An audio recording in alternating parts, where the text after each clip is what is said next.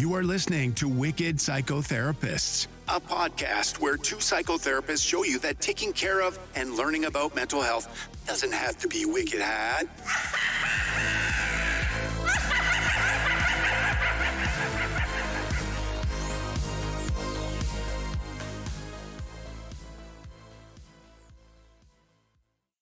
Hi, everyone. This is Tanya.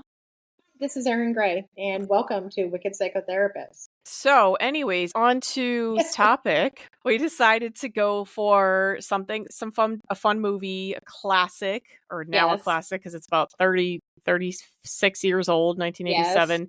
We are going to talk about Moonstruck with Cher. Cher, because we love to stay relevant with things. Yes. She is relevant. She's been relevant throughout the generations. I don't think she's ever stopped being relevant, to be honest. Right, exactly. She really pivots really well, and she's just amazing. She 70 something, and she probably. I think she's 20. 80. I think she's 80 something. She's pretty. If not, she's close to it. She's in her late 70s, but her 80s. I don't know. She looks good. Which we'll talk about, but I'm sure she looked older in the movie than she does now.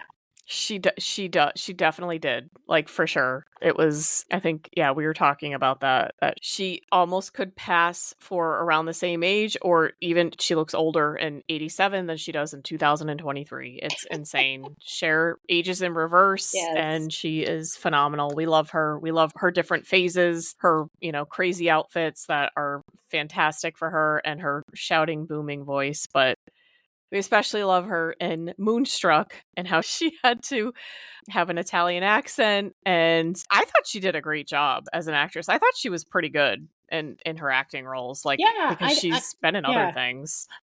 I can't remember if was Mermaids before. Was it Mermaid? The one Mermaids was with Winona Ryder. Was that before, or I think that might have been after? Because I think that was in the mid 90s. It was definitely around that time, I think, as Moonstruck. It was a similar time. It seemed like it was Cher. You have Mask, you have this, you have so it was she was era of Cher. Yeah, it was the era of Cher during that time. But it really was. I really enjoyed rewatching this movie. Yeah, I did too. It was a little time warp. I just looked it up. It's 1990 was Mermaids, so it was about 3 years after.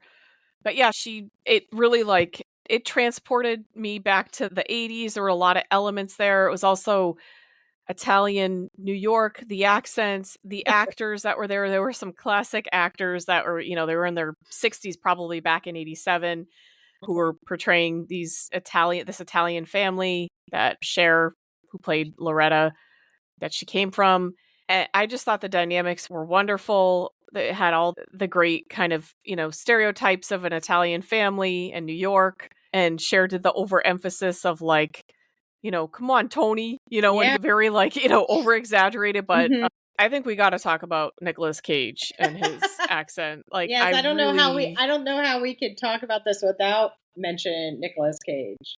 Yeah, it would be a crime not to. I mean, so we all know Nicolas Cage is, he's got a very California accent. He's very surfer.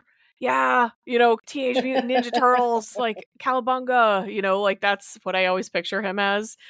I think it was hard for him to do this accent. And I think back in the 80s, there wasn't the amount of accent work that they do now. I think they try to be meticulous about it. Before it was kind of, go watch some, stereotypical Italian movies and get an accent from there kind of thing. And I think that's exactly what he did. Well, yeah. Well, the whole thing, when she first meets him and he's by the oven with his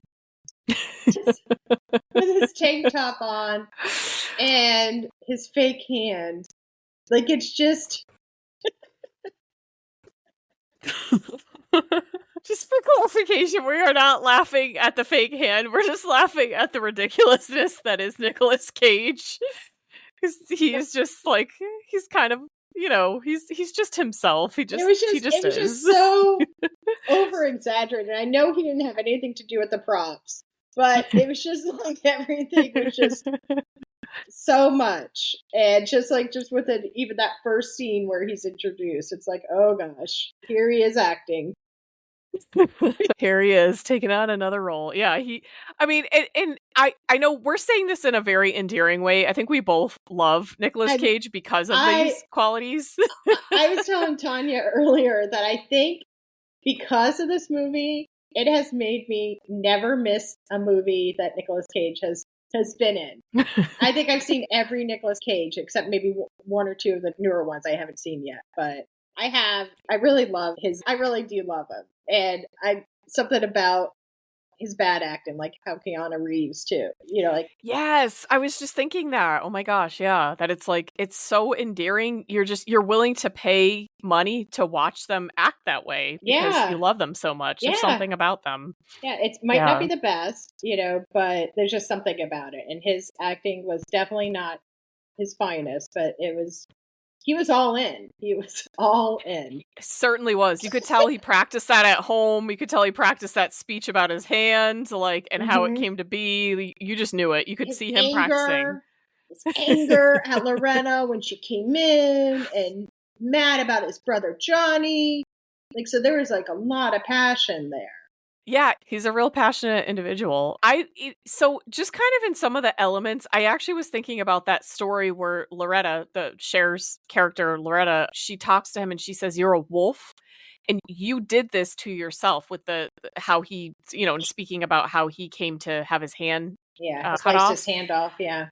And the bread slicer or something. And she's like, "You had to chew yourself out of freedom because, and that's why you lost that girl, because you actually really didn't want that." And I thought that was kind of interesting. I was like, that's really kind of, a little bit, well, it's certainly mental health, but psychological, kind of thing, that she was picking up on something immediately that was in her, first meeting him, or maybe her second time meeting him, that she was picking up on a characteristic of, hey, you actually made this fate for yourself because you extracted yourself from a situation that you weren't meant to be in, and you saw that. Yeah, I heard that, but I don't think I heard it quite the same way, and I think you explaining it that way is spot on. It does make sense, like she was saying, this happened because maybe you didn't want it, you didn't subconsciously, you didn't want to be in this relationship. Not to go to the extreme of having your hand sliced off by a bread slicer. Yeah. But kind of that symbolism of how a wolf, if they're caught in a trap, in a trap, they would gnaw their own paw off, and I thought that was really interesting. And then that connection with the wolf and the moon, Moonstruck kind of thing. Yeah. And I appreciated that. And I thought, wow, that's really interesting that she's able to see that about him, but she doesn't necessarily see that she herself has kind of gone against what she truly wants in this relationship with Johnny, the brother. Yeah. And has kind of said, okay, I'm going to go against what my true nature is, and I'm just going to marry for practicality. Yeah. And what I was wondering too about, while you're saying that, I know she didn't really love Johnny, but did Johnny love her? Was Johnny just trapped in it too, or was he? Did he love her? Was it just a relationship of convenience for both of them? Was it something that was expected by their family, or was it something because they both were, he was probably much older. He looked like he was 70. No. I think he was supposed to be 40, 42, I think they said, and she was 37. So they actually weren't too far apart, but it's just Cher is timeless. So, she always looks young. Yeah, he really did look like he was 50. He did, yeah, especially with that's part of the 80s. Everybody looked 50 times older than they were, except for Cher. Yeah. But, that's a good question. And actually now when you think about, at the ending, and, these are all spoiler alerts, but hopefully you all have seen, this movie is almost 4 decades old. So, I mean, and you wouldn't be watching this without this. So we're just dissecting it. Yeah. But it's, he did say at the end, well, since the curse is, I was marrying you because I thought there was a curse. I thought it would help my mom. I thought it would help the curse with, my mom dying or whatever that was, kind of thing. Right. He was kind of doing it for his own practical purposes as well. And then called it off when his mom miraculously got better. Yeah. And so, maybe you're right. Maybe that wasn't really, and I know he was portrayed as such adult, so overbearingly as such adult. Yeah. But when he went to propose in the restaurant, he wasn't prepared, and I know he has to be told what to do. She's like, you got to have a ring, get down on your knee. You can't just ask me, these things. And people were commenting. They were like, yeah, you got to get the ring. You got to get the ring, buddy, blah, blah, blah, the whole restaurant. But he was very much unaware and unprepared. So maybe it was kind of a spontaneous thought or something that he had thought about, but wasn't really fully into. So yeah, I think he probably wasn't as into it. Yeah, because it seemed like a couple times even in the proposal, because it seemed like that one waiter knew, because he had told somebody else, like, hey, blah blah blah, when the dessert comes, he's gonna ask her to marry him. And then it seemed like he wasn't fully in it. He's just like, you gotta get on one knee. Where's the ring? You gotta, I was just wondering if he ever really loved her, because you never hear them say I love you or anything like that throughout it. And they don't kiss goodbye. Like when he goes to Palermo or Sicily, she drops him off at the airport and there's no kissing, there's no hugging, it's just kind of, she takes care of him almost the way a mother would. It's very like, here's your gum for your ears to pop, when your ears pop. And he's like, oh yeah, that happens. And she's like, in some cough drops.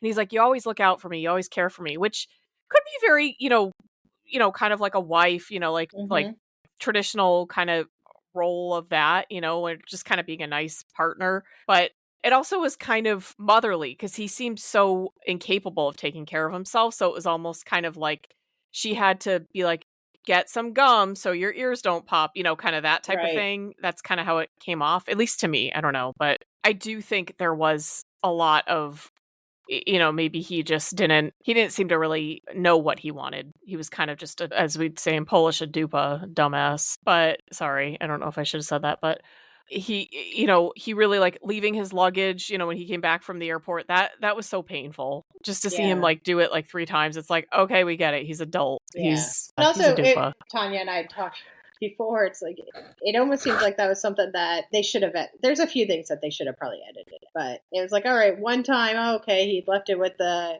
taxi person started driving off, okay. Oh, the second time, he forgot again, the third time, Loretta's mom, he's leaving it in the front foyer, it stopped being funny, like, after the first time. At least to me, I felt like it was very trying to be slapstick or something. It was too painfully drawn out, and it was kind of like that 80s sequence of we'll get a laugh from anywhere. And like you pointed this out, that the rest of the movie was not in that style of humor, so it just didn't really fit at that point, and that was towards the end, the scene that we're talking about. So it just didn't really work for me. But that's them's the 80s, right? That's the thing with it. And yeah, so that's a good point. So they maybe didn't even have that feeling, that spark, but it seems like as soon as she met Nicolas Cage, Ronnie, his character Ronnie, as soon as she met him, she wasn't really feeling it, but he was kind of feeling something with her, and then drew her into this feeling of allowing herself to be like, okay, I actually can feel this. I can let myself feel this, because Loretta, she had married before for love. She had gone against her family's ethos, their rules, their, kind of understanding, and really had, said, okay, I can marry later. I can marry for love rather than practicality and arrangement the way the rest of her family had done. And she waited to have a child, and then her husband was killed 2 years into the marriage. So she never got a child. And so she did things her own way. And so I think this time around, she was really suppressing her natural feelings on how things should be, and was like, okay, no, I have to take that's my bad luck. So I have to, take this natural, pragmatic course of like, loving someone who probably has good money, who would be a good provider, but I don't have feelings for him. Because in the first, I think one of the beginning scenes when she tells her dad, and then she goes in and tells her mom about the marriage, she says, do you love him? And she's like, no. Immediately. She doesn't even like think about it. Yeah, I thought that was interesting, Johnny. Because she's not even like, of course I do, Mom. She's like, yeah, no, she's like very upfront.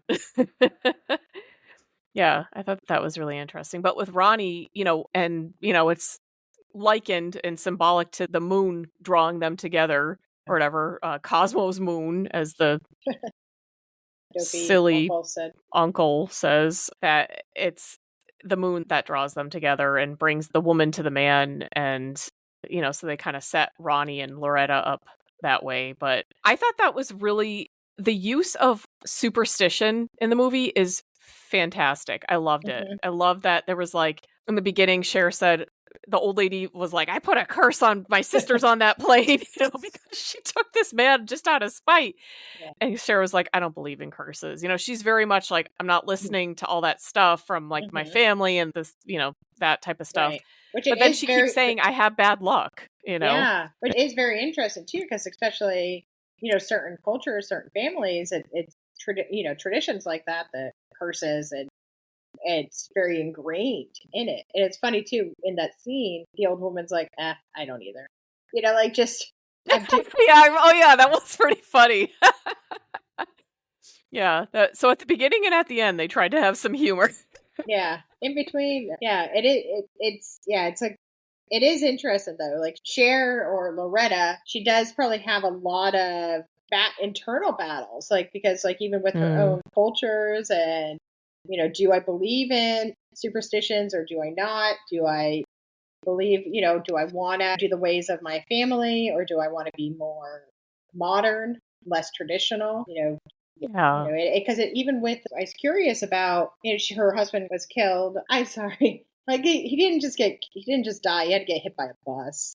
I know, that was really, I was like, oh wow. Yeah, he's really, they really want to make sure he's dead. And, but I thought it was interesting though, that it seemed, I don't know if it's because he died, that she was very kind of frumpy and let her, she was only like in her 30s. Like, so she's let her hair go gray. She's not, it just seemed like it's not. She doesn't come full Cher until she gets that makeover. It's not like the, like the stereotypical, let's have the makeover type of thing. But it seems like, I was wondering if maybe she decided not to dye her hair because she had lost her husband, or if that was just expected, because it seemed like her father was upset. Yeah, I think maybe there was a feeling that, the father said when she announced that she was going to get married, he was like, you have bad luck with this. Never in my marriage has someone ended up dead in 52 years. Like, in yours, first one, someone's dead. So you have bad luck with this. Like this. So it was kind of her, like, in her mind, I think, and through her father, probably the impression that she would just kind of be like a spinster and just kind of stay with, I hate that word, the spinster, but like stay with, her family and just kind of take care of them. Yeah. And I think he just probably thought that's the way it's going to go. And, she kept saying, I'm 37, blah, blah, blah. But like, maybe back then that seemed kind of older and within their scope of the cultural lens, all that stuff. But yeah, it maybe was one of the reasons why she felt like, okay, I lost my husband. I think it was like 7 years before that. So she would have been like 30. 30, yeah. But I think she probably wasn't really looking for that, because she seemed kind of shocked when Johnny proposed to her at the restaurant. I think she was just like, oh, this is just some guy I'm seeing. I don't know. He's all right. Yeah. And like, he didn't seem to know anything about her really. Like they I mean, like somewhat, but I think she mentioned like, oh, I was married before. And he was like, you were married before? Like they hadn't even had that conversation. And here he is asking her to marry him. Yeah. Which I thought was strange. I was like, oh, they don't really even know each other. Yeah, because there wasn't the familiarity like with Johnny already having oatmeal in the morning with the family. Yeah, he kind of invited himself over, but it did feel more comfortable where it seemed like the father and the mother, no one really liked the brother Johnny. They all liked Ronnie. Yeah, which is another thing. Johnny and Ronnie, like they had to make those names rhyme. I was like, that is so 80s and goofy and weird and just, yeah.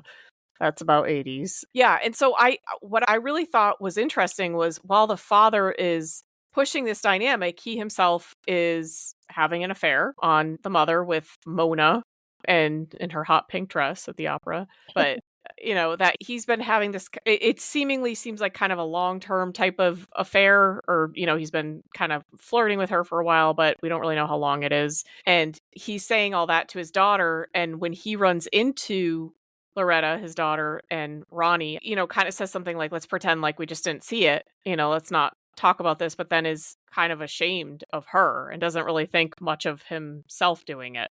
So there's kind of that like hypocrisy of like, I can do this, but you can't kind of thing. And maybe some of that traditional kind of, well, men stray, kind of thing. But like, maybe he has that thought, like thinking pattern of men are kind of allowed to do this, but if you're a woman, I think he called her some Italian name that means like, he said putana, which is, I mean, if you speak Italian, you know what I said. So trying to keep this, I already slipped up once, but basically, that she's maybe not the most virgin-esque person, she's I not guess. the most pure. Yeah, in his eyes. But he, it's kind of that I don't know, that brought me back to that thinking of, which can be in some traditional styles of families, cultural, or in American culture not too long ago, right? And still in, some people might think that way, that, it's like a man is kind of someone who can stray, whereas if a woman does it, she's not a good person. She's this or she's that. And the family dynamics within that household were probably pretty intense, and it seemed like everyone had their roles. So the mother had a certain role. The grandfather's role was probably to be quiet. I don't know if it was his house originally. It was really hard to tell. So like he had his little role. Loretta's role was, to be the good daughter, go to work, come home, just help mom around the house. And he's like, okay, well, I'm the plumber and I'm allowed to make money and I don't have to tell you when I come. Right. Yeah, exactly. And I do agree the grandfather was an interesting character because at the end he does say, I'm old. You don't really get a hint that he really speaks English up until that point, but he says in English, like, I'm old, so I don't really I'm invisible kind of thing. I don't have like a place. So that kind of shows that's what he felt like. And the daughter-in-law, Loretta's mom, Olympia Dukakis, who I love, was playing that character, was a little kind of controlling of him. It seemed like, kind of like, you just kind of stay there. Kind of thing in your role. And so, yeah, absolutely. I think there were so many roles that they were trying to fulfill. It's interesting, though. Like if he said, I'm old, I'm invisible, or, I have to be quiet or whatever, that he chose to have 5 dogs. And that, so when he's walking them, he's not really that invisible and they're around the house. So it's almost his little pack that, but so it's hard not to be noticed if you see someone walking that many dogs. That's so funny. I didn't even think of that. Yeah, that's such a, like, symbolically, they were all trying to, in their own ways, kind of fight those roles, those traditional roles that had been assigned to them. And that's probably how he did. Yeah. That's interesting. And with, the dad, it was maybe, and, his, I don't know, maybe he just felt like he needed an escape or with his affair, but. Yeah, and the woman he chose was completely opposite of wife, in every way. Like bright red hair, probably not Italian, very pink dress, where his wife is more traditional and just not as she didn't seem too bright flashy. either. She seemed to be really like, she was so fascinated by him saying he charged people for copper pipes and was like, oh, you know everything. She was so fascinated by him. I don't know if that was just an act, but, well, obviously it was, but you know what I mean? I don't know if it was like, just her kind of putting him on to be like, oh, but she seemed kind of ditzy, whereas the mom character seemed very polished and, very much like a private person.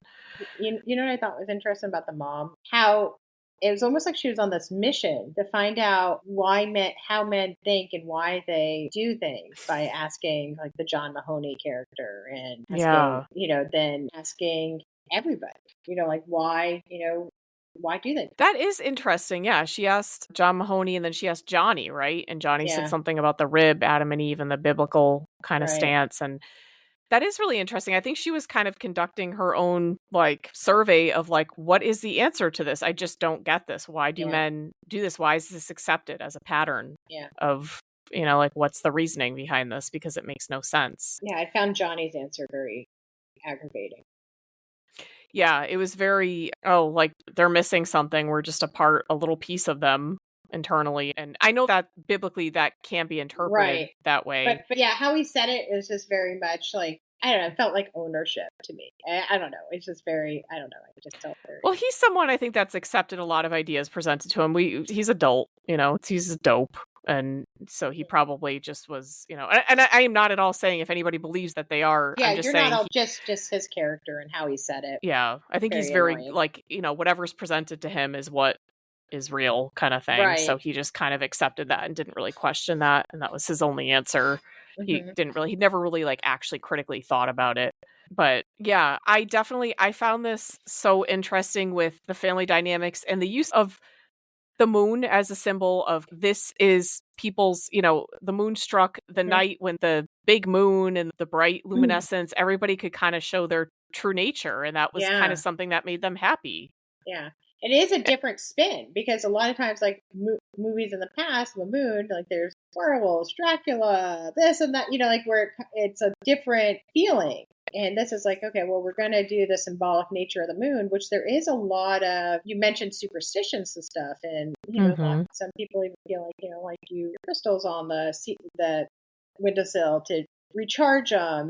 People feel different ways or have different energies, or there's always the jokes if you work in the hospital, you're working, you're going to have a lot more patience or action if you're mental health too. Yeah, definitely. It's and so it is interesting that they made the movie around how people feel based on the moon. Like, is it, I just thought it was kind of neat. Yeah, that is really, it's because it is in and of itself a superstition, but it turns out to be something very revealing for each character and for the roles that they're kind of assigned. And I think that's what's really cool about it, is it was a nice way of demonstrating that. It took us back to the 80s. The accents were glorious, and then seeing those kind of actors that are, were in their 60s, or I remember they were, on the Golden Girls as like extras and things like that. And I would see them and I was like, oh my gosh, this is where they come from. They're these actors back in this era. But then, later on, they probably appeared on the Golden Girls as like one of the girls' love interests or whatever. And, but all these kind of like, really authentic, I think, actors, like those actors that come from like a different era, that really kind of hone their craft, really are, really engross themselves in their role, kind of it's thing. Very, it's a lot of people who like you look and like they went on to play like roles in Godfather and different things. So they really embraced being portrayed as like Italian American actors, a lot of them. Yeah. Although some of them I think were Greek, like Olivia Dukakis, and Jewish, kind of some of the similarities there. And it was really nice because some of them, it may have been their actual accents, like they're like authentic or what they heard from their parents, kind of thing. So I really love that. And I love seeing the shots of authentic New York and seeing like the old delis and, even the last names. I think Loretta's last name was like Castriani and she was marrying somebody who was like Compareri or something. And it was like pretty similar. And I don't know. I love that. And, some of the cheesiness that we, you could get away with movies in the 80s and just seeing those elements in there. I think it was great all around. Yeah, definitely one of my favorites, and Cher's in it, so it's always good. It's fun. It's and it makes you think about, really does make you think about family dynamics, family relationships, how they, because it's not just the husband and wife, it's how their relationships affects their daughter, how then the aunt and uncle are involved. It's very enmeshed, but it can be unhealthy, but then it also turns out to be very healthy because they are very supportive at the very end too. You realize how much they all do love each other and care about each other.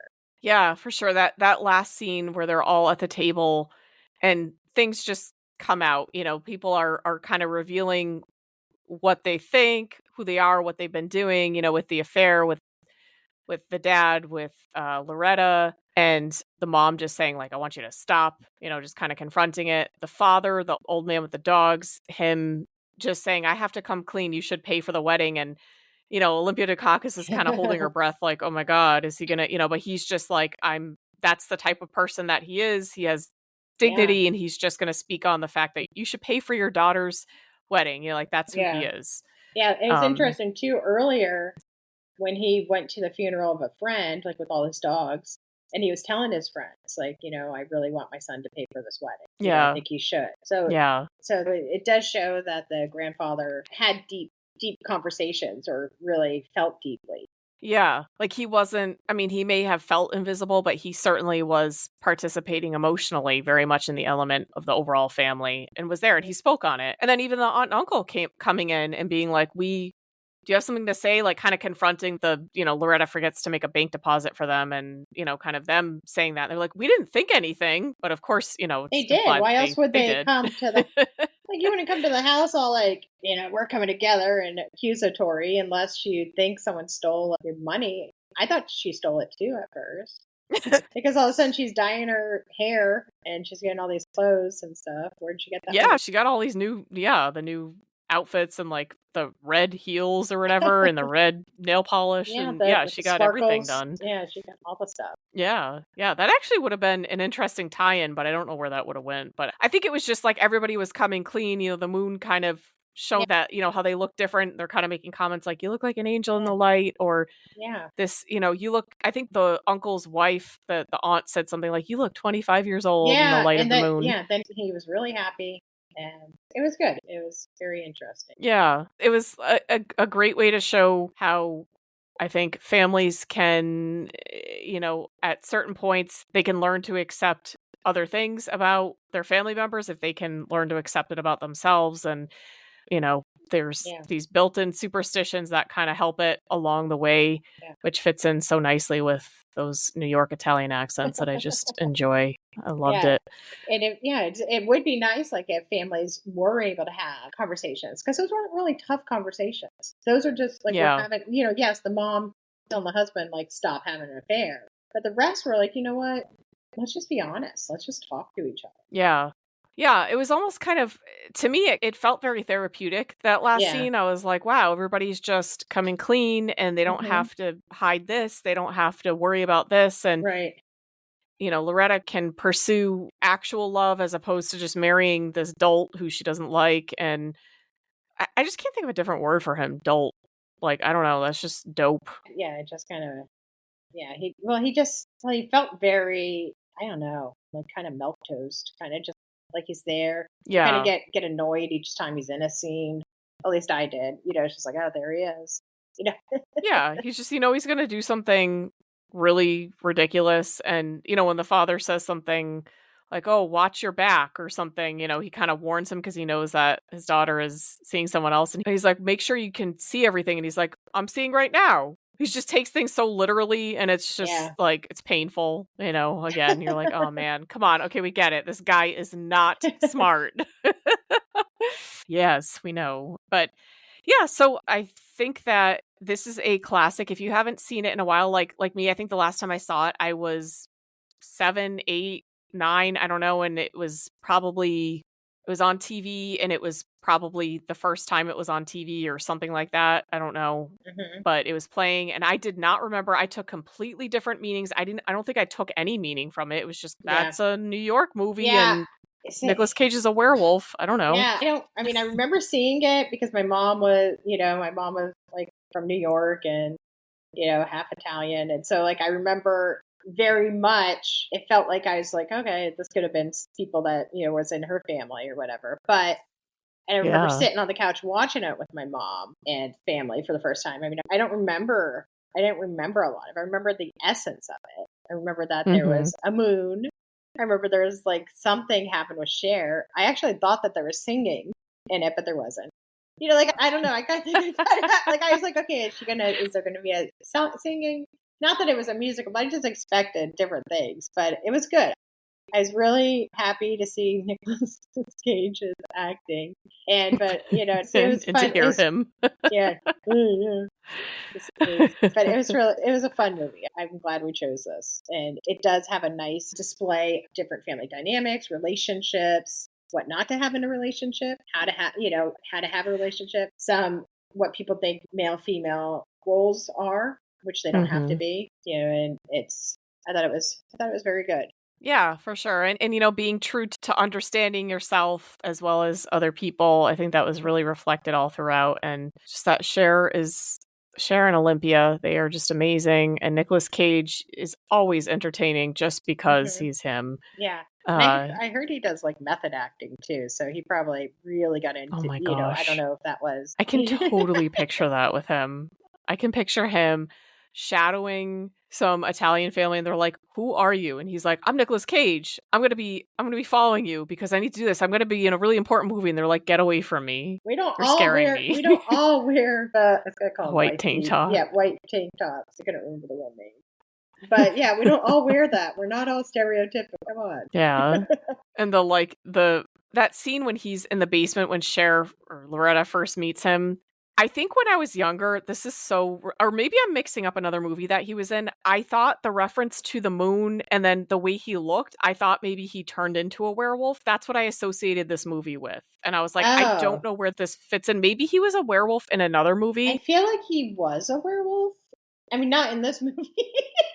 Yeah, like it's just the reference of him being a wolf, like symbolically. I don't know. I feel like he has been a werewolf before. I mean, he's been a Ghost Rider. I mean, I'm sure he's been. Yeah, I'm sure he's been a wolf before, like a werewolf or whatever. Yeah. I think I mixed up this movie with another one where he was, and I just thought like, oh, the moon. So maybe this is the one. Like, that's literally what I remembered. But I was like, I remember really liking it for some reason, and so I'm so glad that I revisited it because I got that straightened out in my brain and.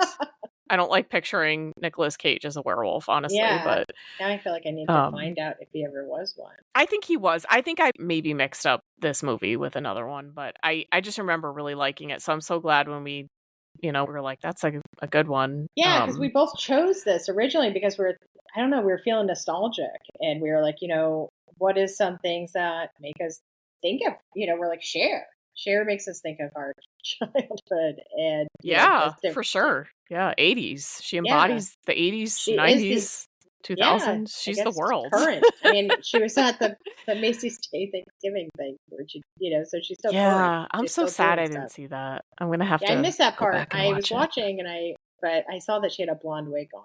Oh, she's always just full of surprises. Love her. Yeah, her and Dolly love their wigs. Oh, yes, Dolly. Oh my gosh. Those like dream combo. Yeah, they're just great. Yes. Oh my gosh. So, well, we love this movie. We love Cher. We had so much fun discussing this. We appreciate you all coming in. Let us know what you think about this episode. Make sure to let us know if you have any ideas coming up.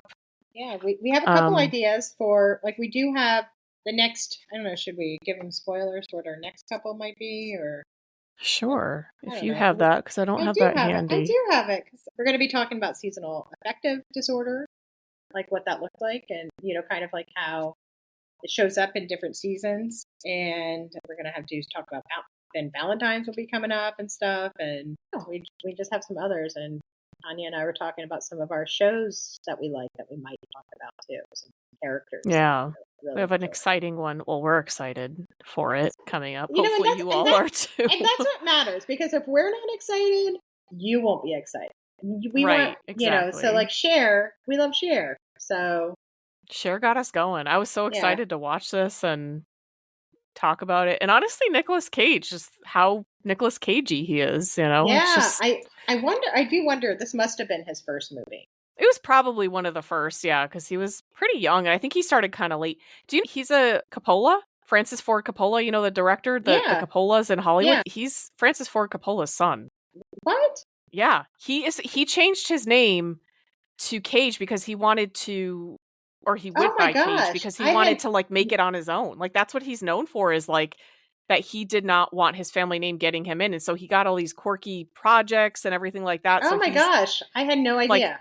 He like made it. I mean, I'm sure he probably had some connections. Yeah, I'm sure Dad probably helped him. I'm sure, but that's interesting. Yeah, I had no idea. But he really didn't want that. Like he wanted to do it on his own, and he definitely has made a name for himself. I mean, for sure. Whether it's just because of his particular unique style, but he's the son of, I was reading up about that, and I remember knowing that he came from a very wealthy family, and he kind of wanted to not use that. I just checked Wikipedia. Yeah, that's interesting. Isn't that amazing? That's really, I thought that was such a cool thing, like to just know. And I know that's probably what a lot of people do know. Like they know he kind of, he tried to not get the Nepo baby kind of thing going. He was trying not to get those, like he really wanted to do this on his own. I gotta say, I applaud that. I think that's pretty cool that he really was like, hey, because he easily could have been like, I'm just gonna use these connections, and and I'm sure he still had some, but I really think he So I don't know. He just kind of he tried to build his name on his own. So the viewers who are curious, this was Nicholas's third movie. Valley Girl was in 1983. Peggy Sue Got Married, 1986, and Moonstruck was 1987. And then Raising Arizona, which was the one that I think got him, or was it Raising Arizona or Leaving Las Vegas? But Raising Arizona was 1987, so I think that was one of the first. I like that movie. That was a good one. And Peggy Sue Got Married. That's the other. I like that one too. Yeah. I don't think I saw the first one, The Valley. I haven't seen Valley Girl, so I guess I lied when I said I saw all his movies. Well, that can be your homework now. You'll complete it by... There are like a million movies, though. Yeah, he's like made a name for himself in like these quirky roles with his quirky style of... He's quirky. Nicolas Cage is for sure quirky. And you gotta love him because he really puts himself out there and he really is just... I mean, there's no one like him, I don't think. Yeah. But yeah, so... With that, we thank you for joining us. And again, let us know if you have anything. And don't forget to follow us on Instagram at Wicked Psychotherapists. And on Facebook, we are The Wicked Psychotherapists. Don't forget to subscribe and follow wherever you listen to your podcasts. Find us wherever you listen to your podcast. And if you can, follow us, hit that follow button, and also leave us a review as well. Yes, that really helps us out. And tell your friends. Absolutely. And don't forget, stay wicked. And keep your mind well. All right. Bye, guys. We'll see you next time. Okay. All right. Bye-bye.